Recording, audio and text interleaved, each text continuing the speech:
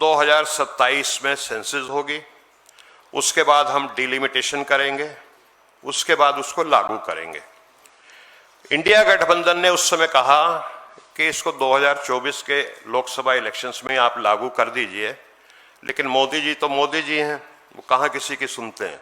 और जो latest data आए उस लेटेस्ट सर्वे के हिसाब से ही डिलिमिटेशन हो, सीटों की शेयरिंग हो, और लगातार इस तरीके के छलावे चलते जा रहे हैं। इनको कुछ नहीं चाहिए, इनको बस अपने नाम से नए नए बिल लाने हैं, नए नए तरीकों से लोगों को भ्रमित करना है, लेकिन वास्तविकता से दूर रहना है। वास्तविकता ये है कि देश की 90% आबादी आज भी वंचित है कि ओबीसी महिलाओं को इसके अंदर प्रतिनिधित्व मिलना चाहिए। कोटे के अंदर कोटा हम ओबीसी बहनों की डिमांड है। अभी हाल ही हमने पिछले महीने इंदिरा भवन में एक बड़ा महिला सम्मेलन भी किया था, जिसके अंदर देश भर की पिछड़े समाज की महिलाओं ने एकत्र होकर एक स्वर में ये प्रस्ताव पारित किया था कि महिला रिजर्वेशन बिल जब लागू होगा तो उसके अंदर कोटे के अंदर कोटा हो और SC, ST, OBC महिलाओं को नेतृत्व मिले।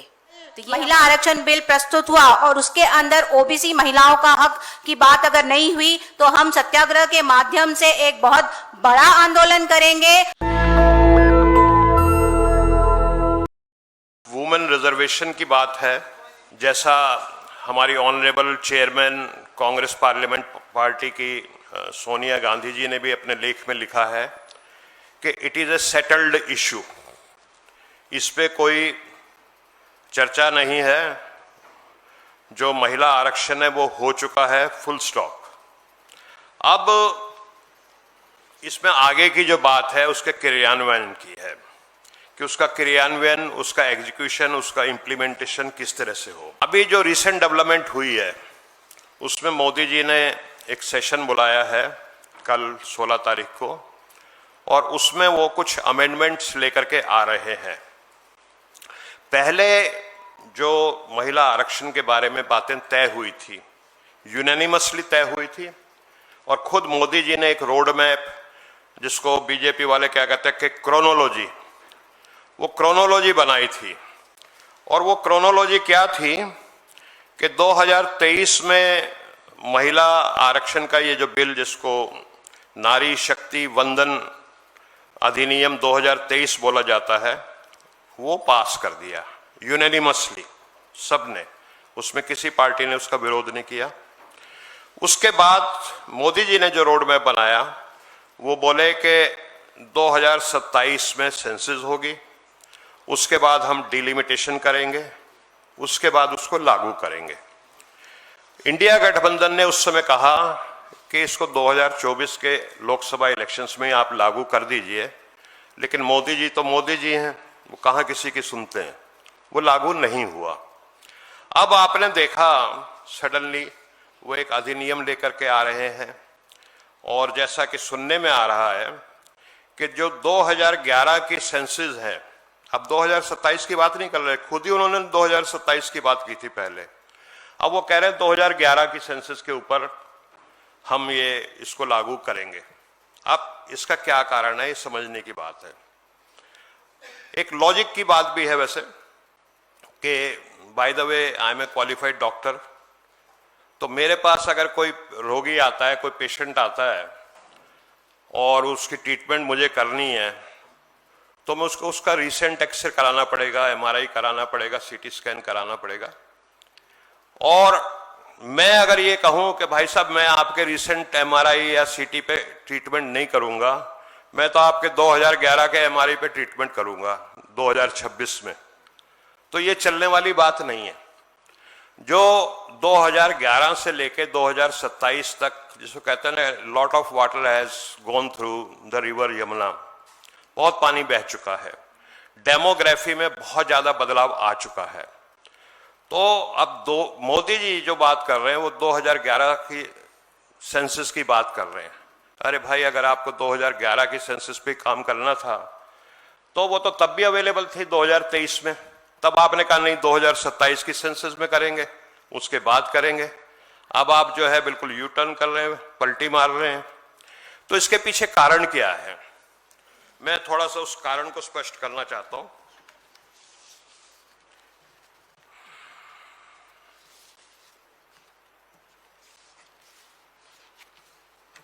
एक मिनट, हमारे बहुत ही विद्वान साथी हैं जयराम रमेश जी, उन्होंने बड़ा अच्छा नोट बना करके दिया है, तो मैं लगभग उसको पढ़ने जा रहा हूं। तो मोदी सरकार जाति जनगणना को ठंडे बस्ते में डालना चाहती है। अब उसके मैं लॉजिकल पॉइंट्स आपके सामने रख रहा हूं।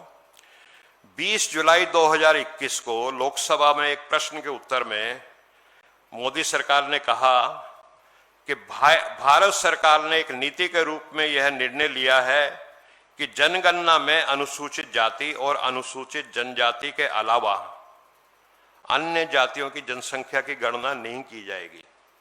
20 जुलाई 2021 को कास्ट सेंसस का मोदी सरकार लोकसभा में ऑन रिकॉर्ड विरोध कर रही है।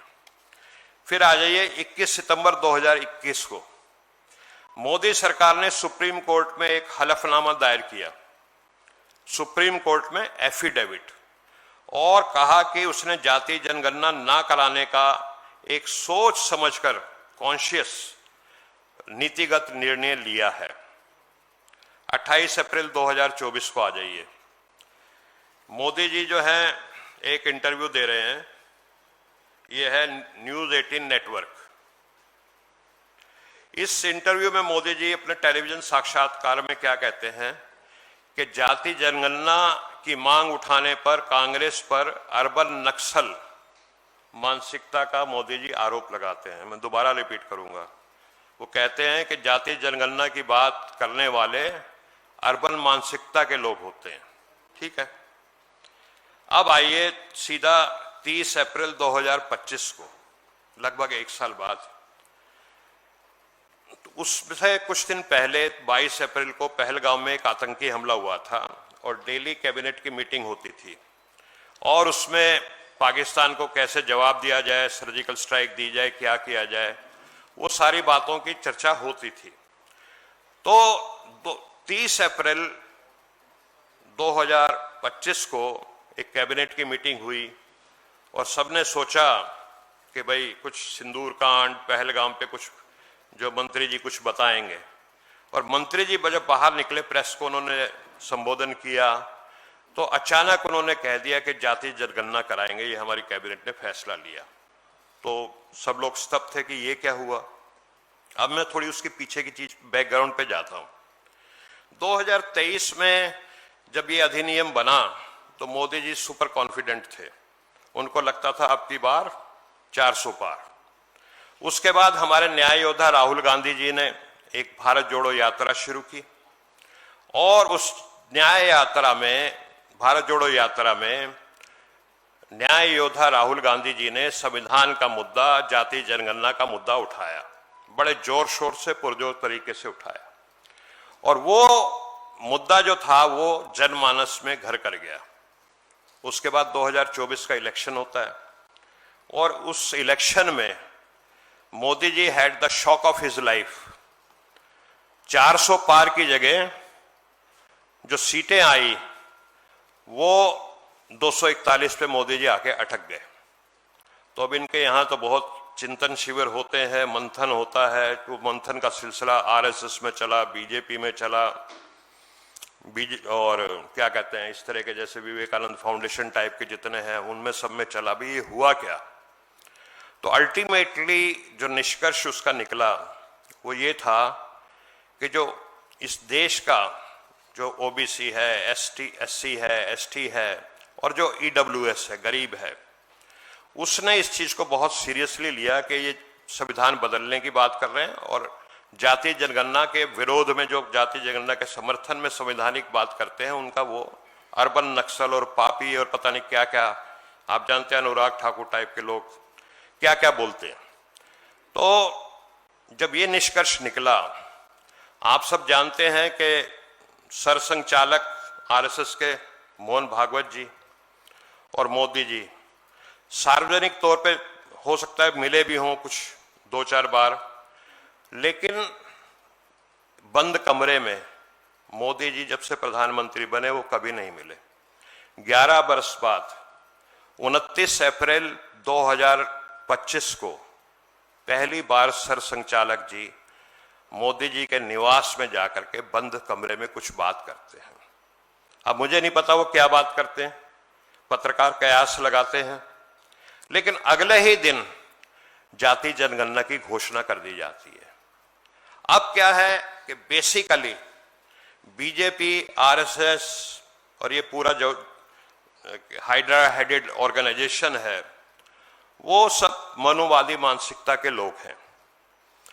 जब जाति जनगणना की घोषणा हो गई तो अब उनको पता लग गया कि जाति जनगणना के 2027 में आंकड़े आ जाएंगे, और जब आंकड़े आ जाएंगे तो इतना प्रेशर होगा कि ओबीसी महिलाओं को उनकी संख्या के अनुपात में आरक्षण दिया जाए, और उस प्रेशर को ये झेल नहीं पाएंगे।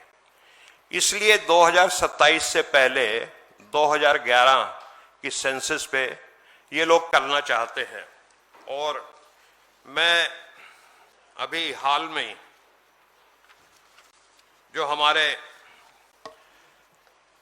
सेंसस कमिश्नर है, रजिस्ट्रार जनरल और जनगणना आयुक्त, 30 मार्च 2026 को उन्होंने प्रेस कॉन्फ्रेंस की और उसने कहा कि जो 2027 की जनगणना चल रही है उसके अधिकांश परिणाम 2027 में ही उपलब्ध हो जाएंगे, क्योंकि कंप्यूटर युग है। अब तेलंगाना और बिहार में 6 महीने में जो सर्वे था वो पूरा हो गया। तो इस कंप्यूटर युग में उन्होंने, ज्यादा पुरानी बात नहीं, 30 मार्च 2026, ठीक है, कितने दिन, 15 दिन पहले की बात है, तो उन्होंने कहा कि परिणाम आ जाएंगे 2027 में। लेकिन अब मोदी सरकार अनुच्छेद 334A में संशोधन करना चाहती है, यह कहते हुए कि जाति जनगणना के परिणाम कुछ वर्षों तक उपलब्ध नहीं होंगे, जबकि यह तथ्य नजरअंदाज किया जा रहा है कि बिहार और तेलंगाना दोनों ने 6 महीने से भी कम समय में व्यापक जाति सर्वेक्षण पूरा कर लिया था। प्रधानमंत्री हमेशा की तरह देश को गुमराह कर रहे हैं और बड़े पैमाने पर भ्रम फैला रहे हैं, और उस बात में भी संशोधन करना चाहते हैं जिसे संसद ने सितंबर 2023 में सर्वसम्मति से पारित किया है।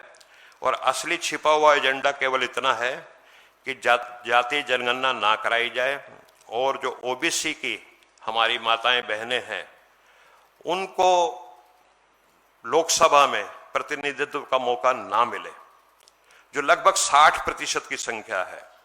तो ये लोकतंत्र में अगर इतने बड़े वर्ग को आप प्रतिनिधित्व से वंचित रखना चाहते हैं तो एक तरह से लोकतंत्र की हत्या है, उसका गला घोटना है। और अगर ये 200 से ज्यादा जो सीटें हैं, 273 सीटें हैं, इनमें अगर ओबीसी महिलाओं का आरक्षण नहीं हुआ तो एक ब्रूट मेजॉरिटी जिसको कहते हैं वो लोकसभा में एक वर्ग की हो जाएगी। सामाजिक संतुलन बिल्कुल बिगड़ जाएगा। जो नीतियां बनेंगी उसमें जो ओबीसी की आवाज उठ ही नहीं पाएगी। पहले ही ओबीसी का जो प्रतिनिधित्व है वो लगभग 25% है, जबकि उनकी आबादी 60% के आसपास है। ये होने के बाद तो बिल्कुल एक तरफा मामला हो जाएगा, और ऐसी नीतियां बनेंगी जो ओबीसी की विरोधी होंगी, क्योंकि ओबीसी की आवाज ही नहीं हो जाएगी। नक्कार खाने में तूती की कौन सुनता है। तो ये एक तरह से लोकतंत्र की हत्या के समान होगी। तो हमारा मानना यह है कि कुछ हफ्तों की बात है, जाति जनगणना के आंकड़े आ जाएंगे, और उसके बाद हमारी जो माताएं बहनें ओबीसी की हैं वो भी लोकतंत्र में उनका भी अधिकार है कि वो संसद में उनका प्रतिनिधित्व हो। और मैं याद दिलाना चाहूँगा, हमारे जो लेट स्वर्गीय प्रधानमंत्री राजीव गांधी जी ने जब संविधान संशोधन 73 और 74 किया था तो उसमें ओबीसी के आरक्षण का प्रावधान रखा था। तो ये कोई नई परंपरा नहीं है, ये पुरानी परंपरा है। उसको मोदी जी हर हालत में रोकना चाहते हैं अपनी मनुवादी मानसिकता के कारण। तो मैं कहता हूं फिर से मोदी जी को कि इसको थोड़ा सा कलेक्ट कीजिए, और डिलिमिटेशन का मामला भी बिना ताजा आंकड़ों के, वो कौन सी सीट एससी रिजर्व होनी चाहिए, कौन सी एसटी रिजर्व होनी चाहिए, कितनी बड़ी सीट बननी चाहिए, वो बिल्कुल बेमानी रहेगा। तो इसी के साथ मैं माइक अपने भाई साहब गौतम जी को देता हूं। धन्यवाद अनिल जी। साथियों, जो मेरा कंसर्न ये है कि 2011 की जो सेंसस हुई थी उसमें SC/ST का सोशियो इकोनॉमिक सर्वे हुआ था और वो डाटा 2014 में बीजेपी की सरकार आई, वो डाटा आज तक भी बीजेपी की सरकार ने रिलीज नहीं किया। तो एक तो जाति की जनगणना, सोशियो इकोनॉमिक सर्वे, एजुकेशनल सर्वे, ये इस जनगणना से तय होगा और इसमें पिछड़े वर्गों की भी गिनती जरूर होनी चाहिए। और जो लेटेस्ट डाटा आए उस लेटेस्ट सर्वे के हिसाब से ही डिलिमिटेशन हो, सीटों की शेयरिंग हो, पिछड़े वर्ग की महिलाओं को उसमें हिस्सेदारी, SC/ST, OBC, इन तीनों को ही जो टोटल महिलाओं की सीट रिजर्व की जाए उसमें से SC/ST, OBC की महिलाओं की हिस्सेदारी सुनिश्चित होनी चाहिए। दूसरा मेरा कंसर्न ये है कि जो प्रोपोर्शनेट अभी सीटों का है लोकसभा के अंदर सभी अलग अलग राज्यों का, वो प्रोपोर्शनेट आगे भी वही बनना चाहिए। अगर जनसंख्या के हिसाब से बनाया गया तो साउथ के वो राज्य जिन्होंने एजुकेशन पे ज़्यादा ध्यान दिया, जिन्होंने जनसंख्या नियंत्रण पर ज़्यादा ध्यान दिया, वो इस प्रोपोर्शनेट को, अगर हम आज जो प्रेजेंट में प्रोपोर्शनेट है लोकसभा सीटों का, अगर उसी प्रोपोर्शनेट में नहीं करते हैं तो उससे फिर उत्तर भारत की सीटें बहुत भयंकर तरीके से बढ़ेंगी और दक्षिण भारत की सीटें बहुत ज़्यादा कम हो जाएंगी। इससे जो एक भरोसे का अभाव साउथ इंडिया का बाकी पूरे भारत के साथ जिस तरह का अपने आप को भारतवासी के रूप में मजबूत संकल्प के साथ पूरा भारत एकजुट है, कहीं ना कहीं भविष्य में फिर उसमें दिक्कत आएगी, क्योंकि उनका प्रतिनिधित्व तो बेहद कम हो जाएगा और वो बेहद कम होने की वजह से निगलेक्टेड फील करेंगे और उसके दूरगामी परिणाम बड़े नकारात्मक हो सकते हैं। तो हमारी ये भी मांग है कि साउथ का जो प्रोपोर्शनेट या नॉर्थ का जो प्रोपोर्शनेट आज के हिसाब से जो लोकसभा में प्रोपोर्शनेट राज्यों का है, वही आगे जब सीट तैयार, जो 850 सीट जो करने की बात चल रही है, जिसमें 215 सीटें राज्यों की और बाकी की 35 सीटें केंद्र शासित प्रदेशों के लिए जो निर्धारित करने की बात चल रही है, मैं इस आज की प्रेस कॉन्फ्रेंस के माध्यम से ये भी सरकार से चाहूँगा, संसद से चाहूँगा कि जो प्रोपोर्शनेट सीटों का लोकसभा का पहले से चला आ रहा है, जब सीटें बढ़ें तो साउथ की और नॉर्थ के राज्यों का प्रोपोर्शनेट उसी हिसाब से रहे जिस परसेंटेज से पहले से है। तो इसके साथ ही को नमस्कार।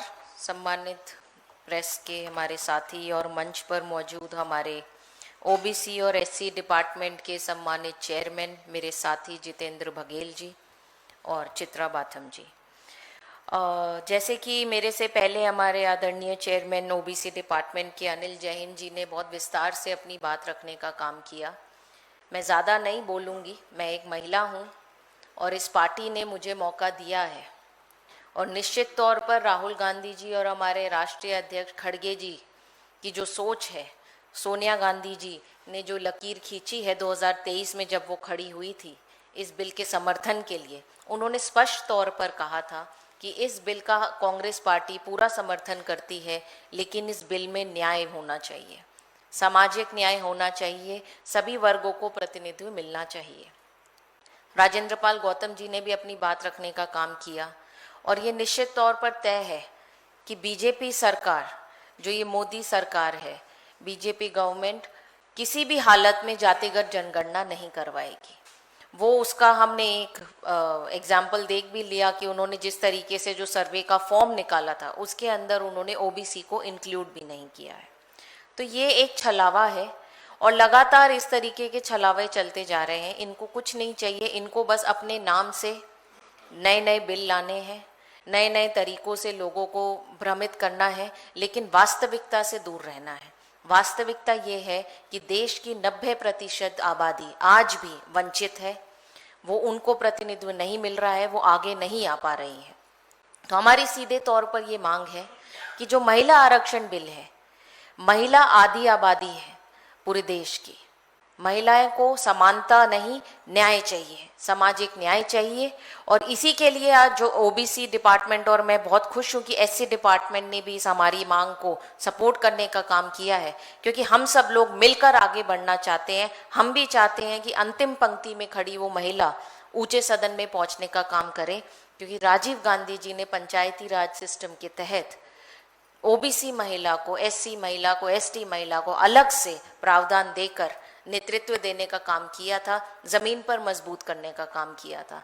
लेकिन आज जो परिस्थिति है उसके अंदर मैं ये भी मानती हूँ कि ये बिल लागू नहीं हो पाएगा, मैं स्पष्ट तौर पर कहना चाहती हूँ, क्योंकि ना हमारे पास डेटा है, ना हमारे पास आगे की रणनीति है। जैसे कि अभी हमारे चेयरमैन, ओबीसी चेयरमैन ने बताया कि आनन फानन में ये लोग बाहर निकलते हैं, इनके मन में कोई ख्याल आता है और ये नई घोषणा कर देते हैं, लेकिन उसकी कोई सिस्टमैटिक प्लानिंग नहीं होती है। तो उसी के लिए हम लोगों की मांग है, और कांग्रेस पार्टी पुरजोर से, जो हमारी आदरणीय नेता सोनिया गांधी जी ने 2 दिन पहले एक लेख भी लिखा है, उन्होंने अंत में ये लिखा है कि ओबीसी महिलाओं को इसके अंदर प्रतिनिधित्व मिलना चाहिए, कोटे के अंदर कोटा हम ओबीसी बहनों की डिमांड है। अभी हाल ही हमने पिछले महीने इंदिरा भवन में एक बड़ा महिला सम्मेलन भी किया था, जिसके अंदर देश भर की पिछड़े समाज की महिलाओं ने एकत्र होकर एक स्वर में ये प्रस्ताव पारित किया था कि महिला रिजर्वेशन बिल जब लागू होगा तो उसके अंदर कोटे के अंदर कोटा हो और एससी, एसटी, ओबीसी महिलाओं को नेतृत्व मिले। तो ये हमारी स्पष्ट मांग है और पार्टी हमारे साथ मजबूती से खड़ी है और इसके लिए हम लोग संघर्ष करने को तैयार हैं। ये बिल अधूरा है और किसी भी रूप में ये लागू नहीं हो सकता है जब तक इसके अंदर बहुजन समाज की, पिछड़े समाज की, दलित समाज की, शूद्रों की महिलाओं को जगह नहीं मिलेगी। तो ये बिल अधूरा ही रहेगा। और एक तरह से ये जो महिला आरक्षण बिल है, मैं तो ये समझती हूँ कि आरक्षण को खत्म करने की बहुत बड़ी साजिश है। ये जो बाबा साहब अम्बेडकर ने जो अवसर दिया था संविधान के द्वारा, जो लोग ऊपर तक नहीं पहुंच पाए थे, पिछड़े थे, दबे थे, वंचित थे, उनको ऊपर तक पहुंचाने में जो सहयोग और जो हमारे लिए एक वरदान बन के बाबा साहब अम्बेडकर आए थे, उनके आरक्षण को खतरा है।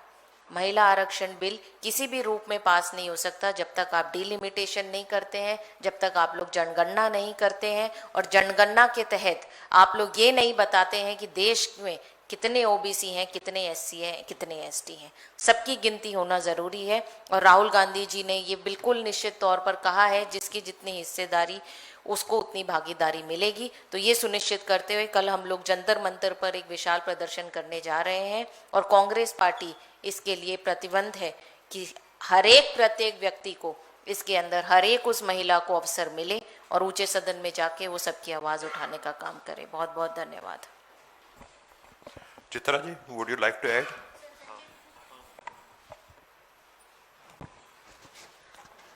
हमारे सुहासिनी जी ने आपको बताया है, महिला आरक्षण बिल जो ये प्रस्तुत होने वाला है कल संसद के अंदर, उसके अंदर कोटा विदन कोटा लगाने की क्यों आवश्यकता आन पड़ी है। तो मैं ये कहना चाहूंगी कि ओबीसी के मत के दम पर ये सरकार 2014 में जब से आई है, तभी से उसने ओबीसी के हक का हनन हमेशा किया है। कोई भी अगर आप मौका उठा के देख लें, उत्तर प्रदेश में प्रतिनिधित्व की बात करें या महिला आरक्षण में प्रतिनिधित्व की बात करें, ओबीसी को उसका हक मारने का काम मोदी सरकार ने किया है। मैं चित्रा बाथम अति पिछड़ा समाज की बेटी हूं और एक ओबीसी नेता होने के दायित्व पर हूं। मैं आपको ये आश्वासन देना चाहूंगी कि यदि कल महिला आरक्षण बिल प्रस्तुत हुआ और उसके अंदर ओबीसी महिलाओं का हक की बात अगर नहीं हुई, तो हम सत्याग्रह के माध्यम से एक बहुत बड़ा आंदोलन करेंगे और हमारी पूरी तैयारी है कि इस आंदोलन के माध्यम से अगर हमें आमरण उपोषण भी करना पड़े अपना हक लेने के लिए, तो हम उसके लिए भी तैयार हैं। धन्यवाद। नेशनल दस्तक की आपसे गुजारिश है कि अगर इसको बचाना चाहते हैं तो नेशनल दस्तक को सब्सक्राइब करने के लिए रेड कलर के सब्सक्राइब बटन को दबाएं, फिर बेल आइकन की घंटी दबाएं। नेशनल दस्तक को बचाने के लिए बहुत जरूरी है कि हर खबर को शेयर करें, लाइक करें, कमेंट जरूर करें।